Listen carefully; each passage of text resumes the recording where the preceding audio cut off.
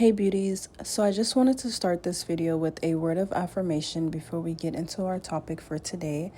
Being a wife is a state of mind. You're a wife before you are a wife, okay? Show up for it as yourself and show up for it to God, and your life will one day reflect that and you will be very happy.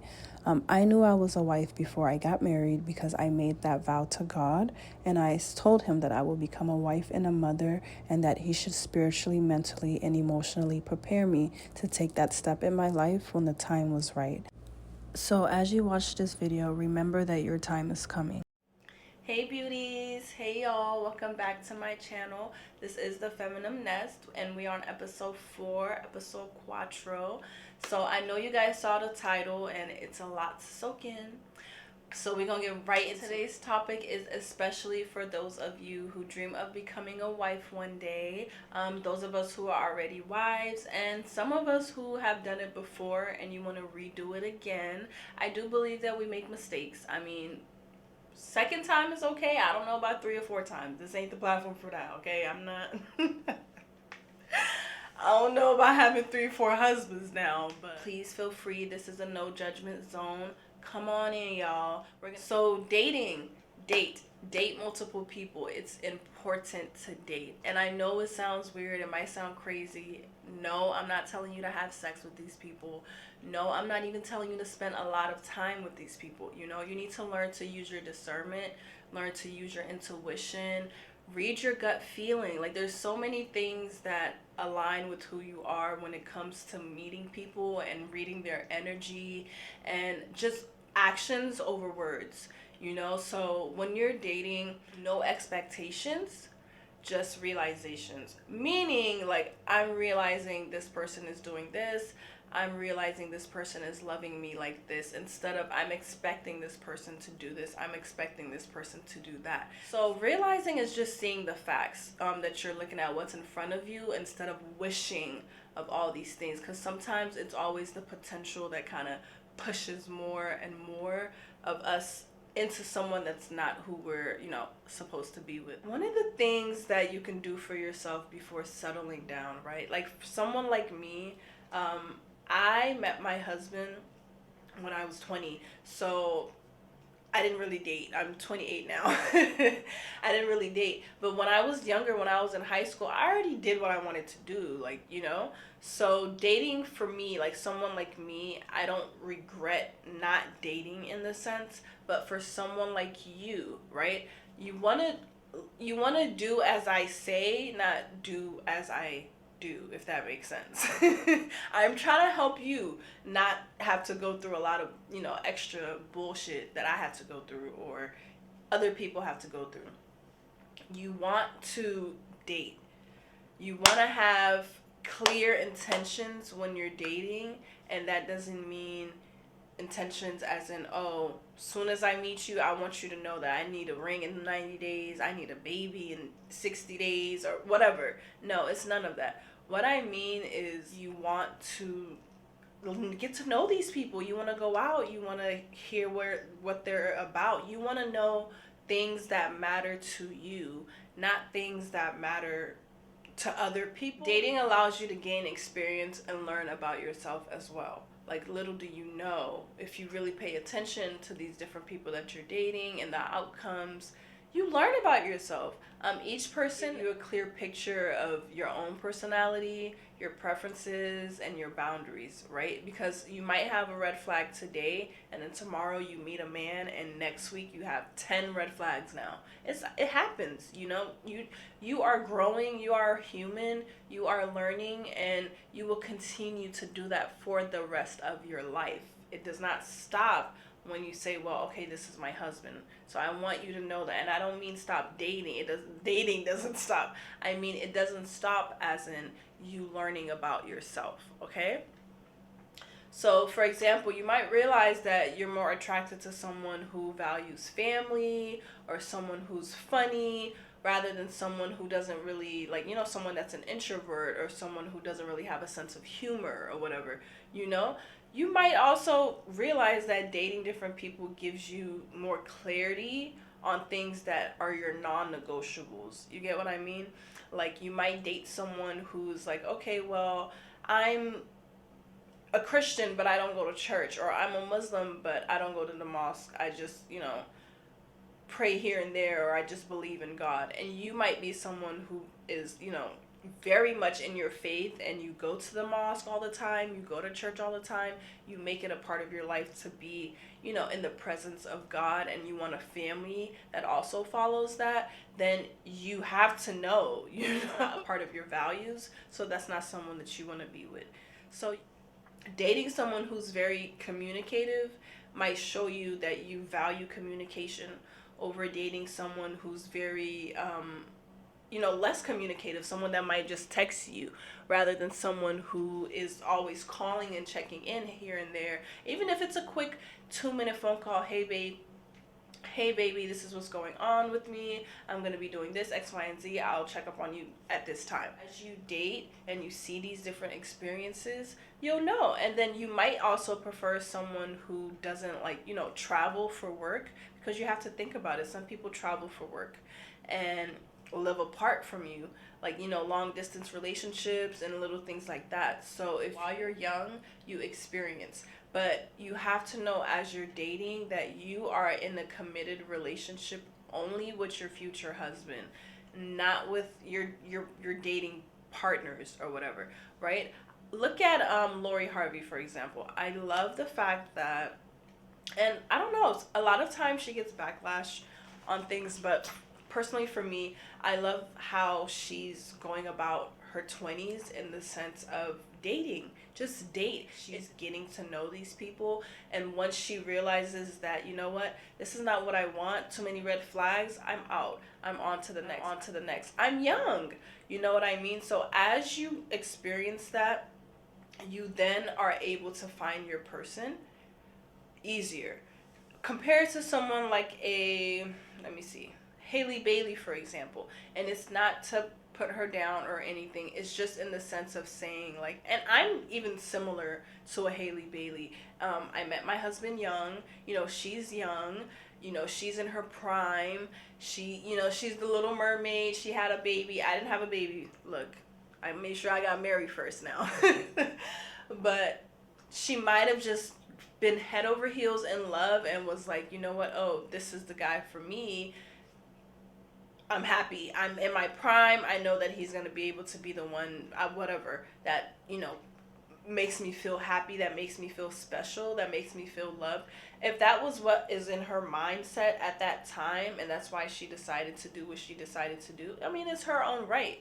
But you have to realize it comes with the consequences of things like the decisions you have to make in your future, because you now have a child with someone who's not your husband, who, you have this obligated bond to for no reason, when you should have just been dating him. You know what I mean? If she was to just date him and be in her prime and look, once he was ready for that baby, she was like, I'm not ready for a baby, but I'm ready for a ring. And if he could bring the ring on, then that's a whole complete different topic, right? But it didn't happen that way, and I don't want that to be any of your stories. So if you can prevent that, and I know you can prevent that, don't allow that to happen. Do not allow any kind of babies, any kind of commitment that has nothing to do with marriage. Do not be desperate. Do not feel like time is going. Do not do any of those things. What is for you will be for you.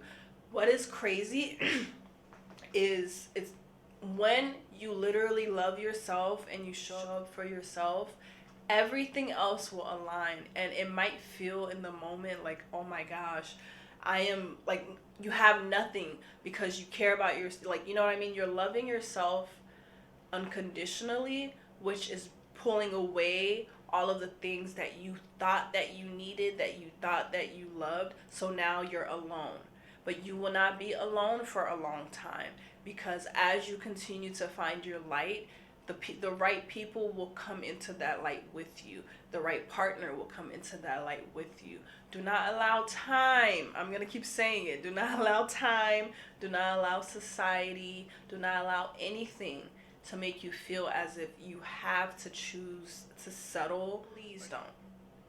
I don't care if you're 36 and you feel like, well, you're gonna be 37 in a year, and the doctor is telling you you might not be able to have a baby, God works miracles, honey. I want you to know that. What is for you will be for you. It's a blessing. Do not overturn your blessing and turn it into a curse. I believe in soulmates. I believe there's a person out there for each of us, and as we grow, we get closer and closer to that person. And sometimes we come through the demos. You might think that person is your person, but you'll learn over time that it's not, and it's okay. As you continue to grow, even if you were married before, don't lose hope. You know what I mean? If you're a wife, your husband will find you. Just know that. Don't lose hope. Believe in it. I love love. So I also want to talk about knowing your value as a woman. I think knowing your worth is the foundation of any relationship, right? Friendships, partnerships, whatever, co-workers, your family. How you show up for yourself. When you know your value, you won't settle for less than what you deserve. Just know that. So we'll talk about how to find and embrace your worth, because sometimes people treat you certain ways and it always reflects them, and it sometimes reflects how you're showing up for yourself as well. So in order for you to attract someone that, you know, respects and appreciates you, you have to know your value. So what does it really mean to know what your value is, right? And like, how do you turn that into your self-worth or whatever? I think it's important to understand that your value as a woman, first of all, it doesn't depend on being in a relationship. A man choosing you or whatever, you being married, you being in a relationship, none of that defines your value as a woman, okay? You define your own value. I think that's very, very important to first take time to, like, you know, define yourself outside of being with a man. Who, like, what are your passions? What are your hobbies? What do you like to do? What brings you joy? What are your goals? What are your dreams? What makes you you?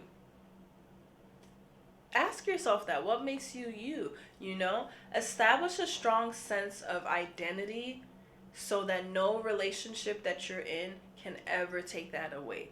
Not even, like, I'm even learning now, like, in motherhood, like, wow, I really am grateful that I have this sense of, well, I have this drive, right, of I have these things that I want to get done, these goals, and I have these hobbies and these excitements of things that I want, because it helps me balance it out. It helps me keep it so positive as a mother. Like, it's very, very important. Some people might not want that. Some people might just want to be home and be, you know, just be a housewife. There's no problem with that. But I think for me, it's very, very important in that sense. So it's self-worth to me is not just about knowing, you know, what you deserve, but it's about honoring yourself, setting boundaries, being confident enough to say, you know what, it's time for me to walk away. If it doesn't serve you in that moment, if it doesn't serve you in your future, it's time for you to walk away, which includes relationships, which includes friendships, which even includes environments. Sometimes you gotta pack up and leave your whole environment. You have to pack up and leave your whole city. You have to pack up and leave your whole state. You have to pack up and leave your whole country. Like, everyone is different. That really is sometimes what it is. But when you have a strong sense of your own value, you naturally start to filter out situations or people that just don't even align with those things. Like, you really truly do. And it might get lonely. I'm gonna keep reminding you that it might get lonely, or it might feel like, you know, if you're making the right choice, you might not know that because of, again, how negative it feels. But there's always, always, always after the storm comes the sunshine. There's always a storm, but after the storm, there will always be sunshine. So remember that. Knowing your value, right? Self-confidence is key. Like, it doesn't matter if you look like you're confident. It doesn't matter if you have all the money in the world. If you are truly not within your heart feeling as if you are that girl, if you're not able to wake up in the morning and look in the mirror and tell yourself words of affirmation and really truly mean those things, then you're not, it doesn't matter. It really will end up at a dead end for you. I'm letting you know. It really will. When it comes to relationships, when it comes to your self-worth, when it comes to whatever, it will end up at a dead end for you if you do not love yourself enough now. Okay? It's about loving yourself even when nobody's watching you. It's about you being content with who you are and what you have. You know what I mean? In your life at this point. Right now, I have so much going on. I don't have time, energy, effort, and I'm telling you guys with all honesty to even like, make this room up and make it like a studio or whatever. I don't have that right now. I'm a mom, so I'm doing the best that I can do, but I'm showing up. I'm showing up because I feel it in my heart, and it doesn't matter what the negative might come with it, what people might have to say, if people even have to say anything, right? Because again, that's just my own mind of wanting to give you guys the best of the best and wanting to set this up and do this and that.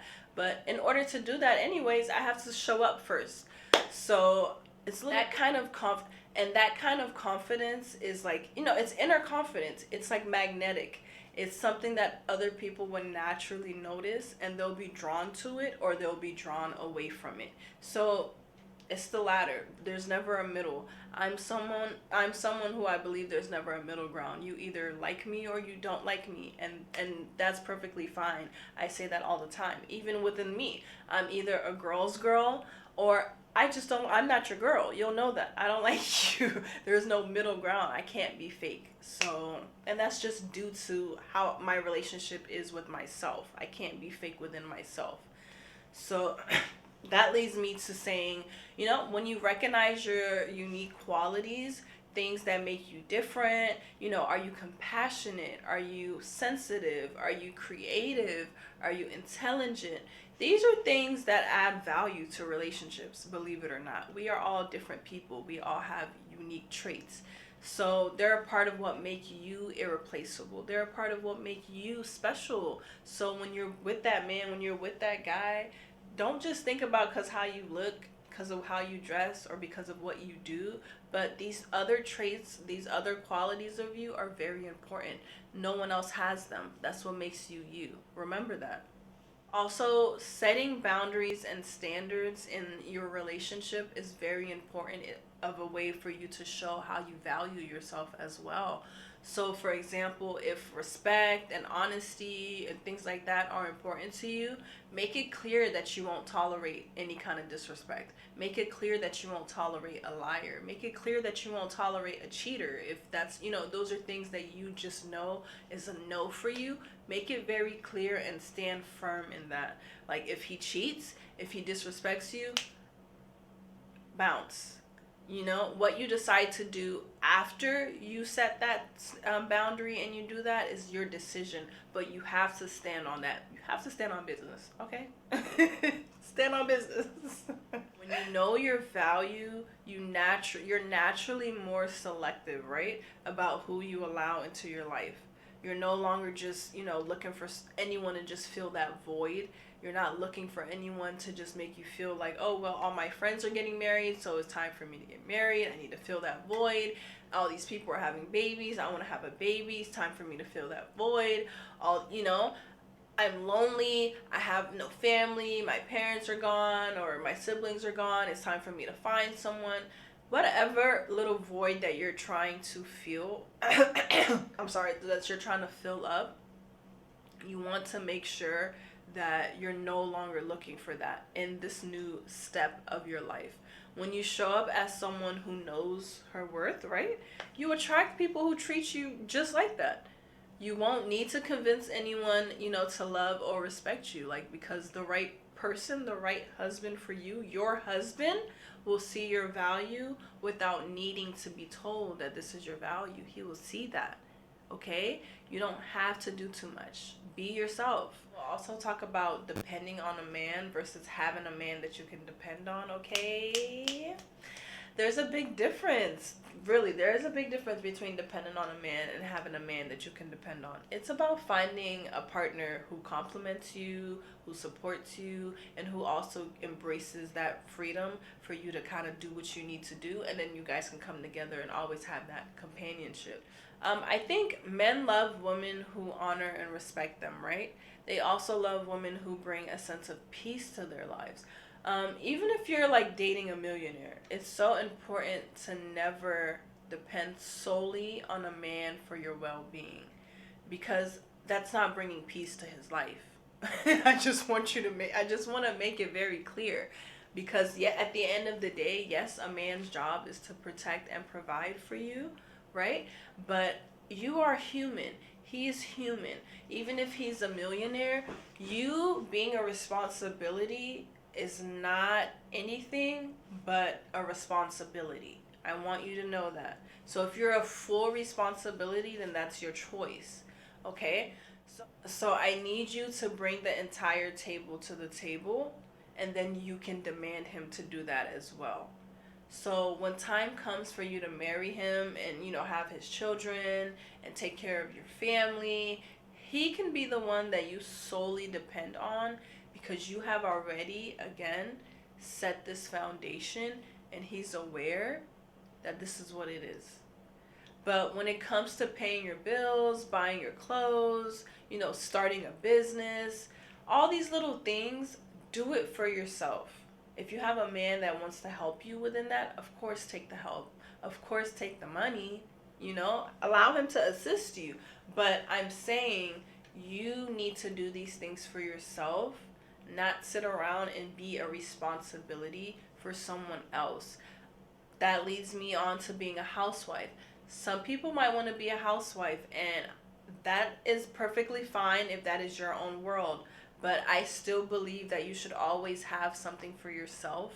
If it's your own business, if it's a part-time job, you should be doing something that is bringing in income consistently, monthly, not just, yearly or every here and there. No, you want to consistently be doing things, and you want to have hobbies as well. Being a housewife doesn't mean just sitting at home all day, being with the kids, not looking cute, not doing things that make you feel like a woman in your best sense. Don't do that to yourself. Like, there's no excuse. Right now, I just have one child, so I cannot speak for people who have 3, 4, 5 children. Oh my God, I can't imagine. But I know that it's the drive that I have in me to want to show up as this kind of person. And right now, I don't even look the best. It's literally 3 a.m. right now as I'm recording, so I don't look the best, but I'm showing up the best way that I can. You know what I mean? And outside of me doing these videos, I show up the best way that I can. I get dressed up. I do what I need to do, how I need to do it in my own timing.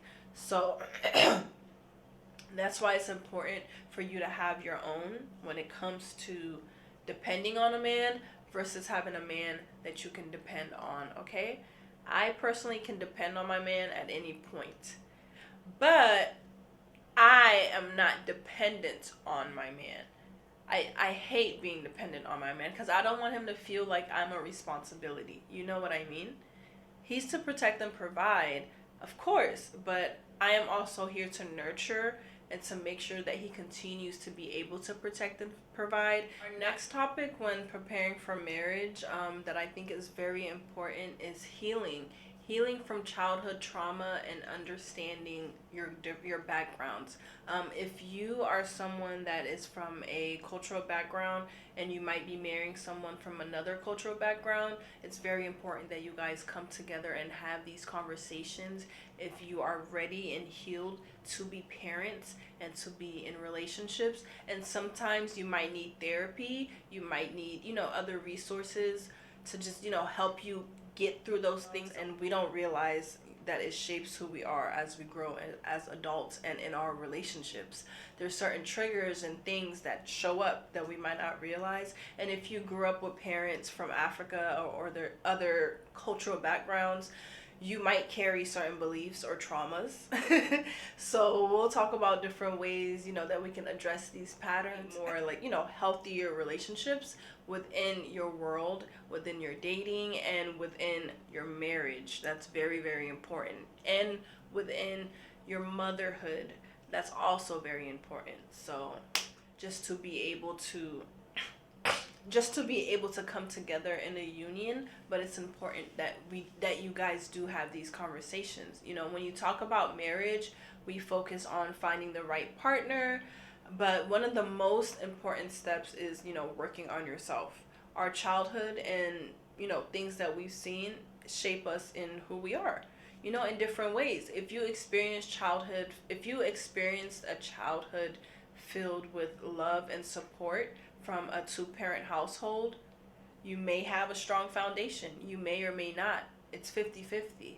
If you grew up with, witnessing conflict, if you had abandonment issues or a lack of emotional support or things like that, your parents weren't really there for you, or you grew up with other people, or whatever the case is. Maybe, like for me, for example, with my mom, I was separated from my mom when I was 5 years old, and my mom passed away when I was 11 years old. So I didn't see my mom for 6, 7, 8, 9, 10, 11, 6 years, and within those 6 years, she was gone. So now I'm 28 years old. So it's very hard. I basically grew up without a mother. You get what I mean? So there are things that I'm not, and these are things that you shouldn't be ashamed of, because they make us who we are into better people. When you use these traumas to look in the mirror and reflect back at you, you become a better person. So don't be afraid and don't be ashamed of what your background may be. I came to America with my father and his family, but I did not grow up with my father. I grew up with my father's parents, my grandparents. So there's a lot, of things that I also had to go through, and a lot of things that I had to undo, and a lot of healing that's being done still to this day. Because healing is a forever process, right? They'll tell you that, especially if you go to therapy. It's a forever process. Everything is a forever process. That's the point of life. It's an experience. So I'm not, pressed or ashamed or anything to like get it all out. But at the same time, as a mother, I'm very aware and very conscious of the upbringing that I have and the upbringing that my daughter has, to make sure that there's a big difference in that, and that I show up in the best way that I can for her as well. So for those of us that have like parents from Africa or, other backgrounds, there might be specific beliefs around marriage, gender roles, or even responsibilities that, that they set and that they have. And some of these values can be beautiful. Don't get me wrong. Like, I love being a woman, like my whole sense of being a feminine woman. I love that. And I love that that's a part of my culture as well. It gives us a sense of tradition and connection. You know what I mean? But sometimes some things can also be toxic, and they can also place pressure on us or place a limit on our choices, especially if they don't align with our family or these cultural beliefs that, we have in our culture. So it's very, very important to ask yourself, what beliefs or what expectations did you inherit about, marriage, love, and being a woman as you grew up? Are these things empowering you now? Are these things going to empower you in the future? Are these things going to empower you as a mother? It's very important for you to ask yourself these questions, okay, when it comes to that. And I don't want to get too deep into these topics because it is a lot, but if you guys want me to specifically talk about one of these topics, please feel free to go in the comments and leave a comment and let me know, okay? Please, please, please let me know. And also, like this video, subscribe to my channel, and tell a friend to come over, tell another beauty to come over here, okay? So I know, of course, we have our family and friends and all these things, but current right now, if you are looking to date and you are looking to become a wife, right? it's important to look at your background and to see the people that we allow ourselves to be around and grow with and get advice from, because it's very important as you transition from what you have, going on now into this new chapter that you're wanting to do. These people are going to be around you. It's very important that you know now to keep them or to get away. So we'll also talk about building financial wealth for yourself and future children. So being financially secure as a woman is so powerful. It's on many levels though, right? So not only does it allow you to bring something valuable to your relationship and your marriage, but it also prepares you for the future, right? And also in times in motherhood and important times in life. Because when you are pregnant, when you have a baby, I don't know about you, but I don't want to be home for just 6 weeks. I don't want to have to work when I'm pregnant. So all these things matter, and things happen. Yes, your husband should be able to help you within that sense, but sometimes that might not be able to be the case. You're not dependent on someone else, whether that be your partner, whether that be your parents, your friends, or whoever. It gives you a voice. It gives you, life is unpredictable, right? Like, you may lose your job, you might lose that marriage or relationship, you might lose the car, you might get your credit card stolen. You don't even know. Like, God forbid. So you don't know what, could happen. It's life. So that's why it's very important for you to always have some kind of emergency fund or some kind of, stash for economic situations. Please do. Especially after COVID. Do not be dumb and sit around and say you don't have no savings for an emergency, okay? You need to be ahead. Protect yourself and protect your loved ones when you think ahead. Always anticipate for the future. That's what I say at work. We're always anticipating for the future, You need to start by setting your financial goals. Think about what you want your financial future to look like. Do you want to buy a house? Do you want to start a business? Do you want to invest in your children's education and give them private school or stay-at-home nannies? These are things that you should be writing down, and these are goals that you break down into small steps. Think about what kind of house you want to buy, how long you plan on being there. Is this the home that you guys are going to be living in for the next 20 years, the next 10 years? It's very important for you to know. Is this an investment property? Little things matter. So write them down, start writing them down. And if you already have a partner, if you're in a relationship, go over these things with them. If you're dating, you'll know the right time and the right person when to be in a relationship with them and go over these things, okay? So very important for you to think about what kind of lifestyle you want and start taking steps to go towards that. Just remember that wealth is not just about making money. It's about creating a life that reflects your personal values and provides security for you, time, and opportunities for you and your family. That's what wealth truly is. It's not just saying, oh, I'm rich. No, I personally want to be wealthy, like I said, to the fact where, I am creating a life that reflects who I am as a person, that has the security, which is the money and means to do whatever it is I need to do at that time, and opportunities for me and my family, my future children, things like that. So it's very, very, very important, which leads me to saying you need to educate yourself on personal finance.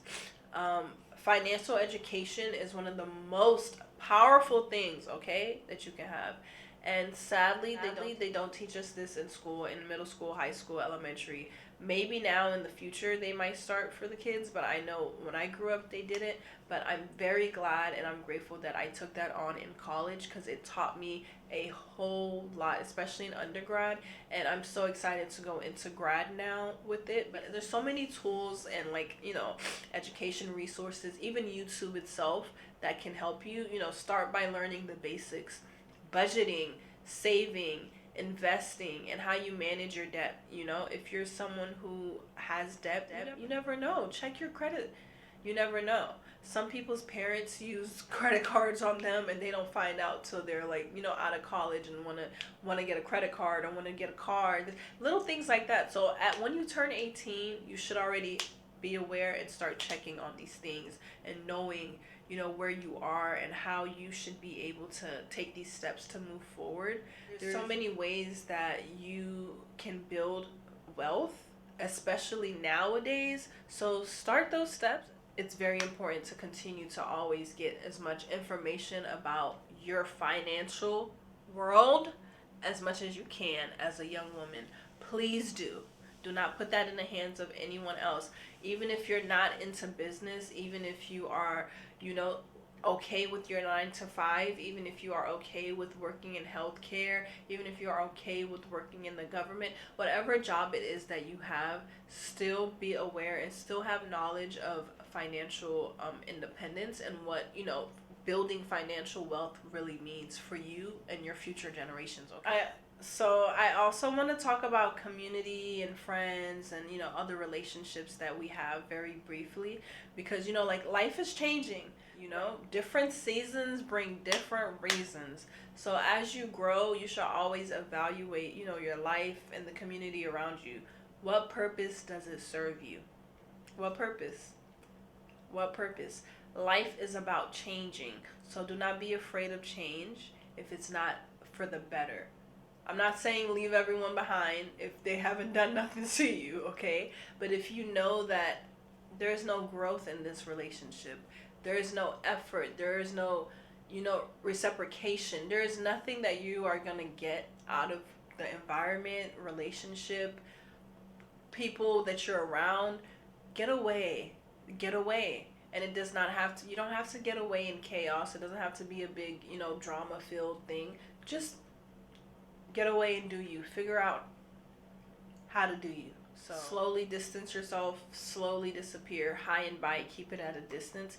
It doesn't have to be drama. It doesn't have to be, any kind of animosity. When you are learning to work on yourself, when you are growing, the right people will appreciate you even if it's from a distance. So just know that. Okay. I also want to talk about faith and spirituality and staying grounded, in a marriage or in a relationship, period, as you're preparing for a marriage. When you're preparing to be a wife, it's very important for you to understand that marriage comes with blessings and it also comes with challenges.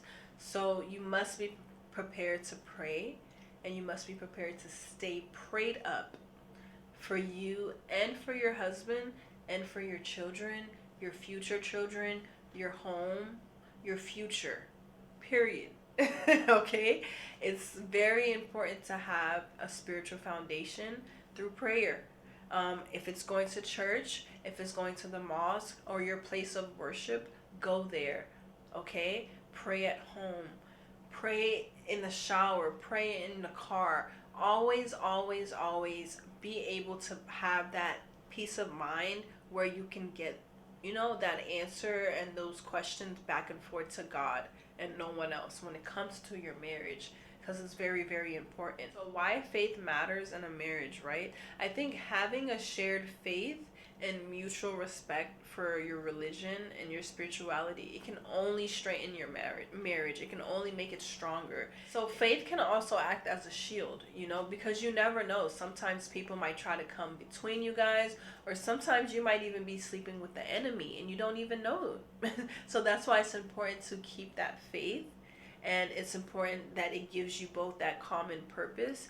Like, for example, if you are someone that believes in forgiveness, you're someone that believes in compassion, you're someone that believes in giving back, and that's what you want in a partner, that's what they also have as well. It's very, very important, because now you know that when you guys have arguments, when you guys have misunderstandings, you can always come back together because you have those shared values of forgiveness, compassion. It's with grace. So that's why it's important to have a mutual faith when it comes to marriage, and when it comes to saying that I'm ready to be a wife to you. I want you to be my husband, that this is someone that you both believe in God as one, and you believe in the same beliefs when it comes to your marriage. Okay? Is there a certain routine that you like to do?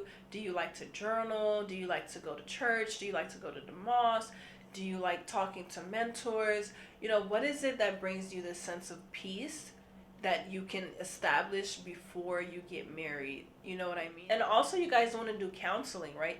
Me and my husband, we did counseling sessions before marriage, and it was so amazing. We met with an amazing imam, and we were able to do, I think it was like 4 sessions, and that was really great for us. But we also did therapy like before we got married and stuff, but that was a very great foundation starter before the marriage, because even now I still kind of go back to those things and remember, like, you know, little things like that. So our next topic is setting the tone. Remember, I told you guys, we set the tone, you let them show the support, okay?